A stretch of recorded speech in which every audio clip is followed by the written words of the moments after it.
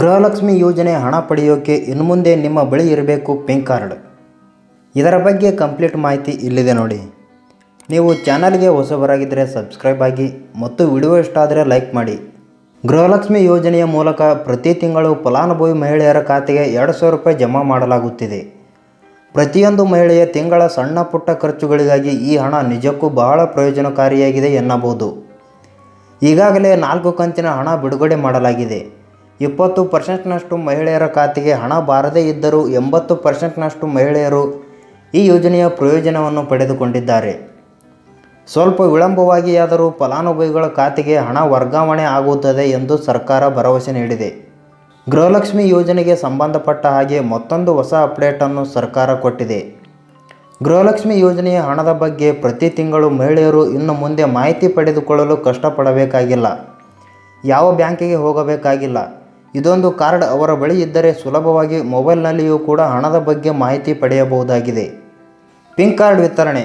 ಏನಿದು pink card ತಿಳಿದುಕೊಳ್ಳೋಣ ಬನ್ನಿ. ಗೃಹಲಕ್ಷ್ಮಿ ಯೋಜನೆ ಆರಂಭದಲ್ಲಿ ಮಹಿಳೆಯರಿಗೆ ಪಿಂಕ್ ಕಾರ್ಡ್ ವಿತರಣೆ ಮಾಡುವುದಾಗಿ ಸರ್ಕಾರ ಘೋಷಿಸಿತ್ತು. ಆದರೆ ಇದೆಲ್ಲ ಗ್ಯಾರಂಟಿ ಯೋಜನೆಗಳನ್ನು ಜಾರಿಗೆ ತರುವಲ್ಲಿ ಆಗಿರುವ ಸಾಕಷ್ಟು ಗೊಂದಲ ಪರಿಹರಿಸಿಕೊಳ್ಳುವುದರಲ್ಲಿಯೇ ರಾಜ್ಯ ಸರ್ಕಾರಕ್ಕೆ ಇಷ್ಟು ದಿನ ಪಿಂಕ್ ಕಾರ್ಡ್ ವಿತರಣೆ ಮಾಡಲು ಸಾಧ್ಯವಾಗಿಲ್ಲ. ಆದರೆ ಇನ್ನು ಕೆಲವೇ ದಿನಗಳಲ್ಲಿ ಫಲಾನುಭವಿಗಳಿಗೆ ಪಿಂಕ್ ಕಾರ್ಡ್ ವಿತರಣೆ ಮಾಡಲಾಗುವುದು. ರಾಜ್ಯ ಸರ್ಕಾರ ಗೃಹಲಕ್ಷ್ಮಿ ಯೋಜನೆಯ ಫಲಾನುಭವಿಗಳಿಗೆ ನೀಡಲಿರುವ ಪಿಂಕ್ ಕಾರ್ಡ್ನಲ್ಲಿ ಮಾನ್ಯ ಮುಖ್ಯಮಂತ್ರಿ ಸಿದ್ದರಾಮಯ್ಯ, ಮಾನ್ಯ ಉಪಮುಖ್ಯಮಂತ್ರಿ ಡಿ.ಕೆ. ಶಿವಕುಮಾರ್ ಹಾಗೂ ಮಹಿಳಾ ಮತ್ತು ಮಕ್ಕಳ ಕಲ್ಯಾಣ ಇಲಾಖೆ ಸಚಿವೆ ಲಕ್ಷ್ಮೀ ಹೆಬ್ಬಾಳ್ಕರ್ ಈ ಮೂವರ ಫೋಟೋವನ್ನು ಕೂಡ ಕಾಣಬಹುದು. ಯೋಜನೆಯ ಹೆಸರು ಹಾಗೂ 2,000 ರೂಪಾಯಿ ಎಂದು ಬರೆಯಲಾಗುವ ಕಾರ್ಡ್ ಇದಾಗಿದ್ದು ಪಿಂಕ್ ಅಥವಾ ಗುಲಾಬಿ ಬಣ್ಣದಲ್ಲಿ ಇರುತ್ತದೆ.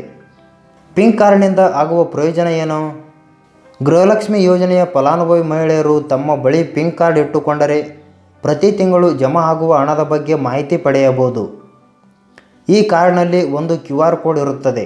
ಇದನ್ನು ಸ್ಕ್ಯಾನ್ ಮಾಡಿದರೆ ಖಾತೆಯಲ್ಲಿ ಇರುವ ಹಣದ ಬಗ್ಗೆ ಮಾಹಿತಿ ಸಿಗುತ್ತದೆ.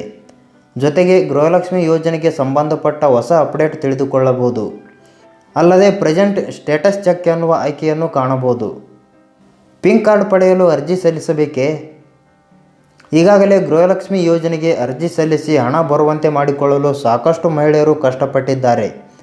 ಹೀಗಾಗಿ ಸ್ಮಾರ್ಟ್ ಕಾರ್ಡ್ ಪಡೆದುಕೊಳ್ಳಲು ಮತ್ತೆ ಅರ್ಜಿ ಸಲ್ಲಿಸಬೇಕೆಂದು ಮಹಿಳೆಯರು ತಲೆ ಕೆಡಿಸಿಕೊಳ್ಳುವ ಅಗತ್ಯವಿಲ್ಲ.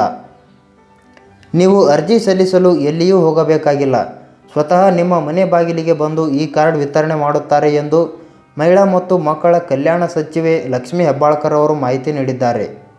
ಪಿಂಕ್ ಕಾರ್ಡ್ ಇಲ್ಲದವರಿಗೆ ಹಣ ಜಮಾ ಆಗುವುದಿಲ್ಲವೇ? ಪಿಂಕ್ ಕಾರ್ಡನ್ನು ಸರ್ಕಾರ ನೀಡುತ್ತಿರುವುದು ಗೃಹಿಣಿಯರು ತಮ್ಮ ಖಾತೆಗೆ ಜಮಾ ಆಗಿರುವ ಹಣದ ಸ್ಟೇಟಸ್ ತಿಳಿದುಕೊಳ್ಳುವ ಸಲುವಾಗಿ. ಹಾಗಾಗಿ ಸದ್ಯ ಪಿಂಕ್ ಕಾರ್ಡ್ ಇಲ್ಲದೇ ಇರುವವರಿಗೂ ಕೂಡ ಗೃಹಲಕ್ಷ್ಮಿ ಯೋಜನೆ ಹಣ ಮಂಜೂರು ಆಗುತ್ತೆ. ಆದರೆ ಮುಂದಿನ ದಿನಗಳಲ್ಲಿ ಪಿಂಕ್ ಕಾರ್ಡ್ ಬಳಕೆ ಕಡ್ಡಾಯ ಆಗುವ ಸಾಧ್ಯತೆ ಇದೆ.